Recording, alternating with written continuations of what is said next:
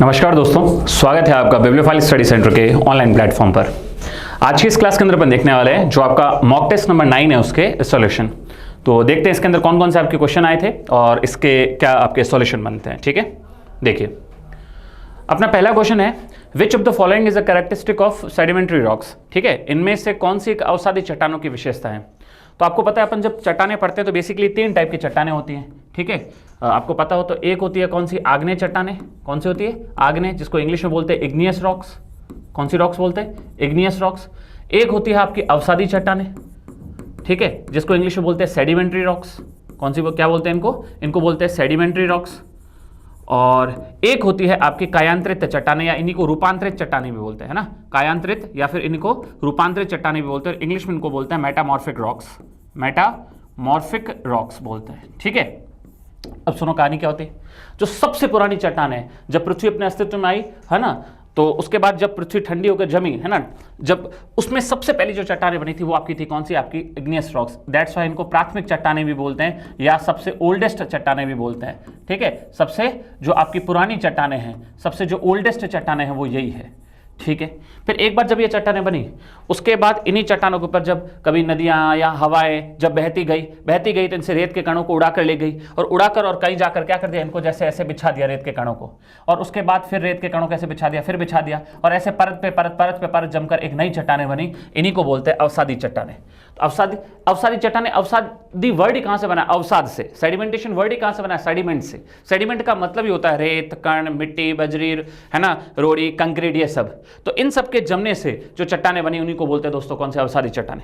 और उसके बाद इनसे भी जो नई चट्टानें बनी उनको बोलते हैं कायांतरित चट्टानें। ठीक है, अब मेरी बात सुनो, हमसे पूछा गया है कि अवसादी चट्टानों की इसमें विशेषता कौन सी है। तो दोस्तों अवसादी चट्टानों की विशेषता है लिथिफिकेशन। एक्चुअल में साइंस में लिथो वर्ड ही एक्चुअल में यूज होता है किसके लिए? लिथो वर्ड यूज होता है रॉक्स के लिए, चट्टानों के लिए। ठीक है, तो वो चट्टानें वो चट्टानें जिसमें कण पे कण जम कर और एक नई चट्टानें बनी, वही अवसादी चट्टानें होती हैं। और इसी प्रक्रिया को बोलते हैं, क्या बोलते हैं? लिथिफिकेशन। क्या बोलते हैं? लिथिफिकेशन।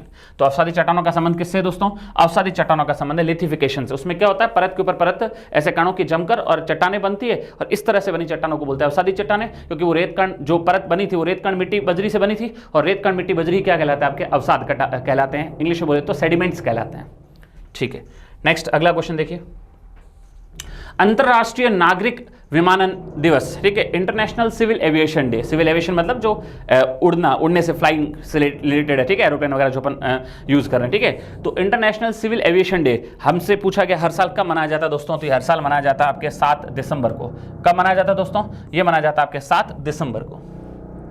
अगला, वर्षा वनों में किस प्रकार की कृषि की जाती है? जो रेन फॉरेस्ट, जो बड़े ही सघन वन होते हैं, जहाँ बहुत हाईली डेंस फॉरेस्ट होते हैं, बहुत ही सघन तरीके से वनस्पति होती है, पेड़ पौधे होते हैं, वहां पर किस प्रकार की खेती की जाएगी? तो ऑब्वियसली बात है, अगर वहां आप खेती करनी तो करोगे कहाँ? हर जगह पेड़ पौधे अगर आपको ऐसे मिलेंगे एकदम डेंस, तो करोगे कहाँ? तो फिर कुछ पेड़ों को काटो और काट कर जमीन खाली करो, मैदान बनाओ, फिर वहां पर क्या करो? खेती करो। तो इस तरह के हाईली वर्षा वनों में किस तरह की खेती की जाती है? तो पहले तो उनका कर्तन करो, मतलब उनको काटो, फिर वहां पर करो, क्या करो बताओ? वहां पर जो आपने पेड़ पौधे काटे उनको जला के, उनका दहन करके, फिर वहां पर करो, क्या करो बताओ? कृषि करो। तो स्लैश एंड बर्न आपकी एग्रीकल्चर की जाती है किसमें? रेन फॉरेस्ट में। ठीक है ना, कर्तन एवं दहन कृषि। अगला, हमारे 14वें राष्ट्रपति कौन चुने गए दोस्तों? तो 2022 में ही हमारे 14वें उपराष्ट्रपति, राष्ट्रपति नहीं उपराष्ट्रपति, 14th वाइस प्रेसिडेंट कौन चुने गए दोस्तों? जगदीप धनखड़। अगर हमसे पूछते हमारे प्रथम राष्ट्रपति कौन थे दोस्तों? प्रथम राष्ट्रपति नहीं, उपराष्ट्रपति की बात हो रही। प्रथम हमारे वाइस प्रेसिडेंट कौन थे? अगर आपसे पूछा जाए हमारे फर्स्ट वाइस प्रेसिडेंट कौन थे दोस्तों? तो वो थे दोस्तों सर्वपल्ली राधाकृष्णन। सर्वपल्ली, डॉक्टर सर्वपल्ली राधाकृष्णन। ठीक है, और इन्हीं का जन्मदिन आता है 5 सितंबर को, जिसको हम शिक्षक दिवस के रूप में मनाते हैं, टीचर्स डे के रूप में भी हर साल मनाते हैं। तो हमारे फर्स्ट प्रेसिडेंट थे, वाइस प्रेसिडेंट थे डॉक्टर सर्वपल्ली राधाकृष्णन, और फिलहाल हमारे वर्तमान में जगदीप धनखड़, राजस्थान के रहने वाले हैं। और ये कौन से नंबर के हैं दोस्तों? 14th नंबर के हैं। कब चुने गए? 2022 में।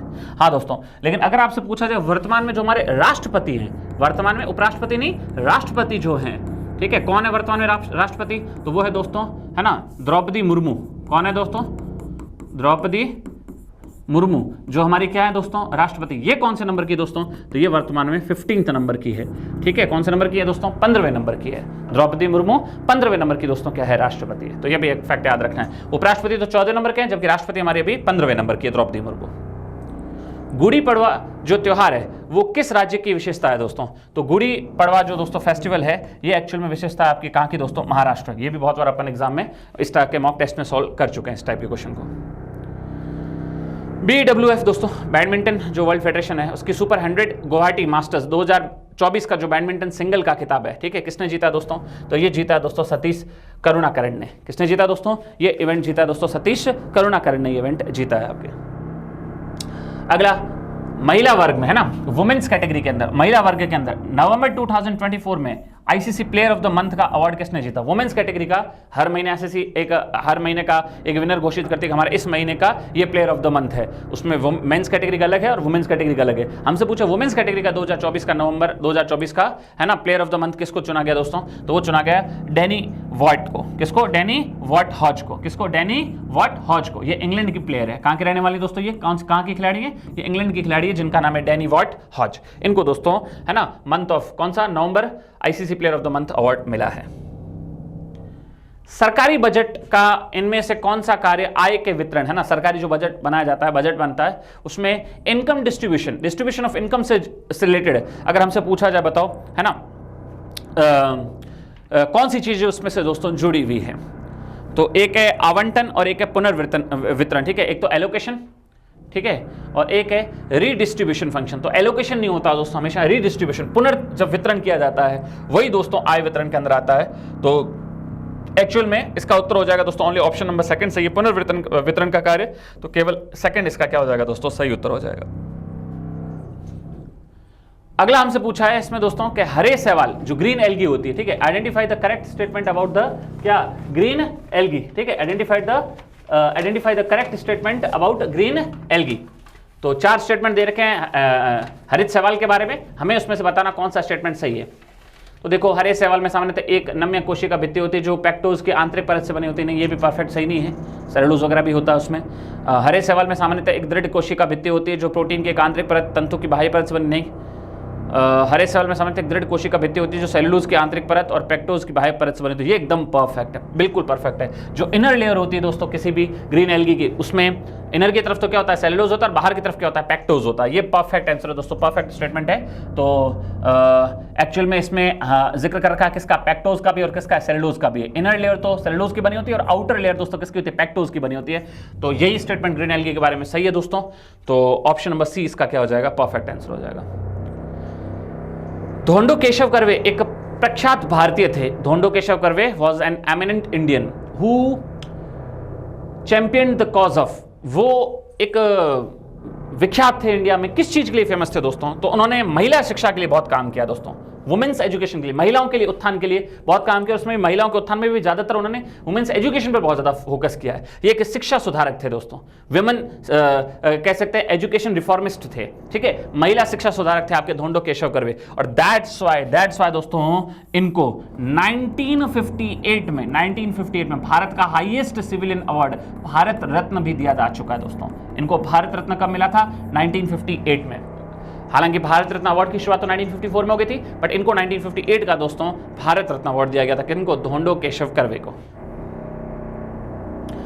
इनमें से कौन सा दोस्तों पोटाश फिटकरी है ना, पोटाश फिटकरी या जनरली पोटाश एलम भी बोलते हैं। तो इसमें कौन सा फॉर्मूला सही है दोस्तों, तो इनमें अपने को पता है दोस्तों पोटाश एलम में क्या होता है, कुछ नहीं होता दोस्तों, पोटेशियम और एल्यूमिनियम का क्या होता है दोस्तों, आपका सल्फेट होता है। पोटाश एलम जो फिटकरी होती है उसके नाम में छुपा होता है, किसका सल्फेट होता है, पोटेशियम और एल्यूमिनियम का सल्फेट। तो दोस्तों यहाँ तो Na सोडियम आ गया, ये तो होने से रहा, यहाँ सोडियम आ गया, ये तो होने से रहा। ऑप्शन बी या सी ही होगा। पोटाश एलम में क्या होता है, पोटेशियम होता है, एल्यूमिनियम होता है, उसका सल्फेट होता है, सल्फेट मतलब SO4। तो अब यहाँ पोटेशियम भी है और एल्यूमिनियम भी है, पोटेशियम भी और एल्यूमिनियम भी है। अब इसमें आपको दोस्तों याद रखना है, इसमें ये थोड़ा सा अपने अगर ढंग से देखा हो तो K2SO4, ठीक है, Al2 और सल्फेट का थ्राइस 4 सही परफेक्ट है। लास्ट में दोस्तों 24 मॉलिक्यूल होता है, 12 नहीं। तो ऑप्शन नंबर का क्या हो जाएगा, परफेक्ट आंसर हो जाएगा। ये आप केमिस्ट्री वाले टॉपिक के अंदर पढ़ते होगे दोस्तों, जो केमिकल नेम पढ़ते हैं कंपाउंड के अपन, वहां अपन इस तरह के क्वेश्चन देखते हैं, बहुत ईजी है। अगला, क्लोव इज एन इंडिकेटर। लौंग जो होता है वो किस चीज का सूचक होता है? लौंग। तो लौंग क्या होता है? लौंग को दोस्तों आप जब भी यूज करोगे ना, लौंग को जब भी अपन फ्राई करेंगे, चाहे वो एसिड सॉल्यूशन हो चाहे बेस सॉल्यूशन हो, वो एक अलग से अपनी क्या देगा? खुशबू देगा, एक अलग सी स्मेल देगा। और जब खुशबू से रिलेटेड बात आए तो फिर आपको पता है वो सारी कौन सी चीजें होती है? वो ऑल्फैक्टरी होती है। वो कौन सी होती है दोस्तों? ऑल्फैक्टरी चीजें होती है। भाई अलग अलग होता है ना, किसी चीज को अपन सूंघ कर पहचानते हैं, किसी चीज को अपन देख कर पहचानते हैं, किसी चीज को अपन सुनकर पहचानते हैं, किसी चीज को अपन चख कर पहचानते हैं। तो जो चीजें सूंघ कर पहचानी जा सकती है, सूंघने से या स्मेल से जिसका रिलेशन होता है, वो सारी उनका संबंध किससे होता है? ऑल्फैक्टरी से होता है। क्योंकि हमारी कुछ ऐसी नर्व्स होती हैं, है ना, जो चीजों को सूंघ कर पता लगाती है। तो उन नर्व्स को ही पता क्या बोलते हैं? ऑल्फैक्टरी नर्व्स बोलते हैं। That's why clove is an कौन सा इंडिकेटर हो जाएगा दोस्तों? ऑल्फैक्टरी इंडिकेटर हो जाएगा, आपका घ्राणीय सूचक हो जाएगा। इनमें से किस खेल को पूना के नाम से भी जाना जाता था दोस्तों? तो बैडमिंटन का पुराना नाम एक्चुअल में पूना ही था। कहते हैं दोस्तों हमारे भारत के अंदर ही 1873 के आसपास लगभग इस बैडमिंटन गेम से रिलेटेड पूना के अंदर ही कुछ नियम वगैरह बने थे, किस तरह से खेला जाएगा, इसके कुछ रूल्स वगैरह बनाए गए थे। और उसके बाद फिर ये गेम काफ़ी लोकप्रिय हुआ, फेमस हुआ। फिर इसको अंग्रेजों ने अपने वहाँ इंग्लैंड में जाकर भी खेला और बाद में फिर इसका नाम चेंज कर दिया। क्या नाम चेंज कर दिया? बैडमिंटन। हालांकि पहले इसको पूना शहर के नाम से, पूना के नाम से इस गेम को जाना जाता था। किसको? बैडमिंटन को। तो बैडमिंटन गेम का एक्चुअल में पुराना नाम था दोस्तों क्या? आपका पूना। तो पूना किसका पुराना नाम है दोस्तों? कौन से गेम का? बैडमिंटन का। अगला है आपूर्ति श्रृंखला परिषद SCC की दूसरी बैठक में भारत का प्रतिनिधित्व। ठीक है, भारत को रिप्रेजेंट किसने किया? कुल मिला के हमसे पूछा जा रहा है कि जो SCC, ठीक है, सप्लाई चेन काउंसिल की जो दूसरी बैठक हुई दोस्तों, इसके अंदर हमसे पूछा जा रहा है कहना कि भारत को दोस्तों रिप्रेजेंट किसने किया? अगर आपसे पूछा जाए दोस्तों, तो भारत को रिप्रेजेंट किया दोस्तों श्री राजेश अग्रवाल ने। ठीक है, ये तो एक फैक्ट है, याद रखना पड़ेगा। अगला, इनमें से किसको दोस्तों 2009 में फ्रांस के हाईएस्ट नागरिक पुरस्कार, क्या नाम है उसका? सेविलियर डे ला लीजियन डी, है ना, से सम्मानित किया गया है दोस्तों। तो दोस्तों ये सम्मानित किया गया हमारी फेमस सिंगर दोस्तों किसको? लता मंगेशकर को दोस्तों 2009 के अंदर इससे सम्मानित किया गया था आपका। नेक्स्ट अगला क्वेश्चन, सार्वजनिक नेतृत्व के लिए चंद्रशेखर सरस्वती राष्ट्रीय प्रतिष्ठा पुरस्कार, है ना, ये किसको दोस्तों, किस व्यक्ति को इनमें से दिया गया है? तो ये हमारे जो विदेश मंत्री है दोस्तों S जयशंकर, उनको यह अवार्ड मिला था। फैक्ट है दोस्तों, जो फैक्ट हो याद रखने पड़ेंगे आपको। इनमें से कौन सा क्षेत्र दोस्तों चालुक्यों की कभी राजधानी थी? तो दोस्तों एहोल वास्तव में चालुक्यों की दोस्तों फर्स्ट कैपिटल थी, पहली राजधानी एक्चुअल में चालुक्य साम्राज्य की एक्चुअल में एहोल थी। हालांकि बाद में दोस्तों इसको क्या कर दिया था? बताओ, चेंज कर दिया था। एहोल से बाद में दोस्तों एक राजा हुआ था चालुक्य वंश का, जिसका नाम था पुलकेशिन फर्स्ट, सेकंड नहीं फर्स्ट, पुलकेशिन फर्स्ट ने दोस्तों चालुक्यों की राजधानी बाद में चेंज कर दी और बाद में चालुक्यों की कैपिटल बनाई गई दोस्तों किसको? बादामी को बनाया गया। लेकिन पहले कैपिटल कौन थी दोस्तों? एहोल। कौन थी दोस्तों? एहोल। तो चालुक्यों की पहली राजधानी कौन सी थी दोस्तों? एहोल थी। ये एहोल वर्तमान में कहां पर पड़ता है दोस्तों? ये एहोल आपका पड़ता है वर्तमान में, आज की तारीख में कहां पर पड़ता है दोस्तों? आपके ये पड़ता है आपके कर्नाटक में। और एहोल अपने मंदिरों के लिए भी फेमस है। एहोल अपने मंदिरों के लिए भी फेमस है, बहुत फेमस है, बहुत फेमस मंदिर है दोस्तों। इसीलिए एहोल शहर का एक और नाम है, इसी एहोल शहर को क्रेडल ऑफ इंडियन आर्किटेक्चर के नाम से भी जाना जाता है। ठीक है, आर्किटेक्चर समझते हो ना, वास्तुकला।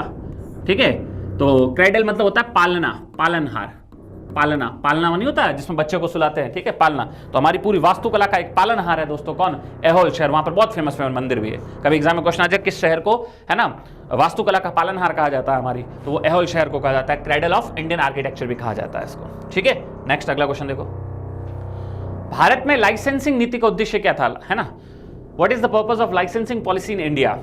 To promote benefits to particular group. ऐसे थोड़ी कि इसको लाइसेंस देके इसी इंसान को हम बेनिफिट पहुंचाना चाहते हैं, बिल्कुल नहीं। To maintain the identify of an area. समझ लो लाइसेंसिंग मतलब जैसे किसी भी चीज़ के लिए गवर्नमेंट ने लाइसेंस निकाला कि अगर आपको इस चीज़ को बेचना है तो इसके लिए आपको हमें फीस जमा करानी पड़ेगी, हम आपको लाइसेंस दे रहे हैं। तो जिसको लाइसेंस दिया जा रहा है क्या केवल उसी को लाइसेंस, दिमाग में गवर्नमेंट नहीं सोच रहा हम इसी को लाइसेंस देके इसी को फायदा पहुंचाएंगे, इसी को ये चीज़ बेचेंगे, नहीं भाई।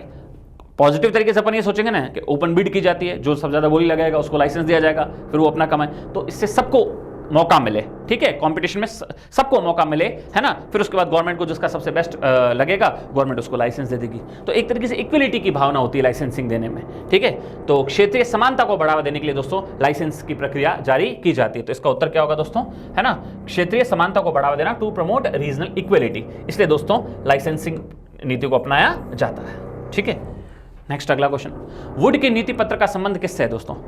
अपन दोस्तों इतिहास के अंदर पढ़ते हैं 1854 में 1854 में अंग्रेजों के टाइम दोस्तों एक व्यक्ति थे, एक एजुकेशनिस्ट थे जिनका नाम था दोस्तों चार्ल्स वुड। क्या नाम था दोस्तों? जिनका नाम था चार्ल्स वुड। उन्होंने दोस्तों इंडियन एजुकेशन से रिलेटेड, क्या, इंडियन एजुकेशन से रिलेटेड, भारतीय शिक्षा से रिलेटेड एक कानून बनवाया दोस्तों, और उसी को इतिहास में अपन जानते हैं किसके नाम से? वुड डिस्पैच के नाम से, जिसके तहत ही दोस्तों भारत में शिक्षा को बहुत ज्यादा बढ़ावा मिला, इंडियन एजुकेशन को बहुत बढ़ावा मिला अंग्रेजों में। किस कानून के तहत दोस्तों? वुड डिस्पैच के कारण। क्यों? क्योंकि वुड डिस्पैच जो कानून था उसमें बहुत सारी बातें किसकी थी? वो व्यक्ति था चार्ल्स वुड। और ये कानून कब आया था दोस्तों? 1854 में। इसलिए शिक्षा के जगत में याद रखना, भारतीय एजुकेशन की बात करें तो इसको शिक्षा का मैग्ना कार्टा भी कहा जाता है। एग्जाम में कभी क्वेश्चन आ जाए इनमें से कौन से कानून को एजुकेशन का मैग्ना कार्टा कहा जाता है, तो एजुकेशन का मैग्ना कार्टा कहा जाता है दोस्तों, किसको कहा जाता है? वुड डिस्पैच को, जो कि 1854 में आया। तो हमसे बस इतना पूछा है, वुड के नीति पत्र का संबंध किससे है? तो वुड के नीति पत्र का संबंध दोस्तों किससे है? आपके शिक्षा बोले तो किससे है? एजुकेशन से। अगला है, भारतीय स्वतंत्रता अधिनियम को ब्रिटिश शाही स्वीकृति कब मिली? तो 18 शाही स्वीकृति मतलब ब्रिटेन की महारानी ने भारत की आजादी का जो बिल था उस पर हस्ताक्षर कब किए थे? वो साइन किए थे दोस्तों 18 जुलाई 1947 को। 18 जुलाई 1947 को दोस्तों क्या किए थे? साइन किए थे। कब? 18 जुलाई 1947 को। तो उत्तर इसमें महीनों के हिसाब से पूछा तो फिर क्या हो जाएगा दोस्तों? जुलाई 1947। अगला, दक्षिण एशियाई पारंपरिक फ्यूजल संगीत को बनाने, संरक्षित करने और प्रदर्शित करने में उनके उत्कृष्ट योगदान के लिए किस भारतीय संगीत निर्देशक को जापान के फुकुओका अवार्ड 2016 से सम्मानित किया गया था? फैक्ट है दोस्तों, ये AR रहमान को दोस्तों इससे सम्मानित किया गया था। निश्चित समयांचल पर की जाने वाली जनसंख्या की आधिकारिक गणना को क्या कहते हैं? कितना बेसिक सा क्वेश्चन पूछा। बोला हम हर एक पर्टिकुलर टाइम बाद जो जनसंख्या की गिनती करते हैं हमारे देश के, उसको कहते हैं क्या? उसको कहते हैं जनगणना। इंग्लिश में क्या बोलते हैं? सेंसस। तो कितने बेसिक सी बात पूछ लिए। तो विरंजक चूर्ण दोस्तों, ब्लीचिंग पाउडर का केमिकल फॉर्मूला क्या है? तो ब्लीचिंग पाउडर का केमिकल फॉर्मूला होता है CA, हालांकि प्रॉपर इसको ऐसे लिखते हैं CA ब्रैकेट में CiO और का होल ट्वाइस। ठीक है, इसको बोलते हैं कैल्शियम हाइपोक्लोराइड। क्या बोलते हैं दोस्तों? इसका केमिकल नेम क्या होता है? इसका केमिकल नेम होता है कैल्शियम हाइपोक्लोराइड।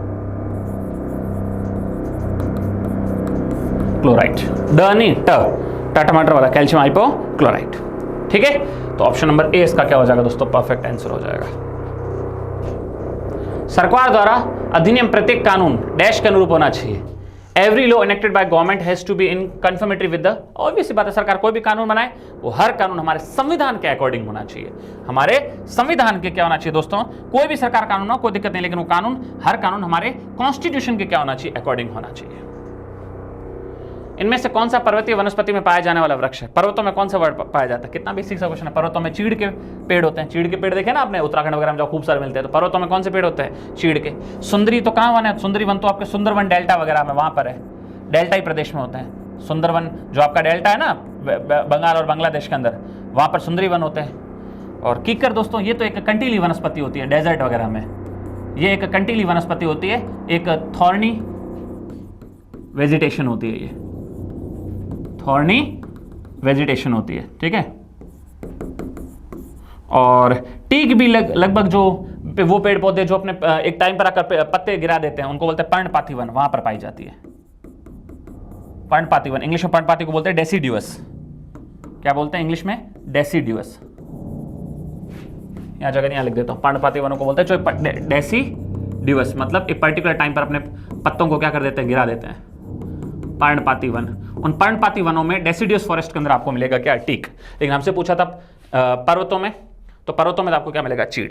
ठीक है, चीड़ के पौधे आपको, चीड़ के पेड़ आपको पर्वतों में, माउंटेन्स में मिलेंगे। ठीक है, तो यही अपने क्वेश्चंस थे और मैंने एक एक करके आपको सारे के सारे एक्सप्लेन करके बताए। जहाँ जरूरत थी एक्सप्लेनेशन की वहाँ मैंने एक्सप्लेन करके बताया, जहाँ डायरेक्ट फैक्ट थे वहाँ पर मैंने डायरेक्ट फैक्ट देखे।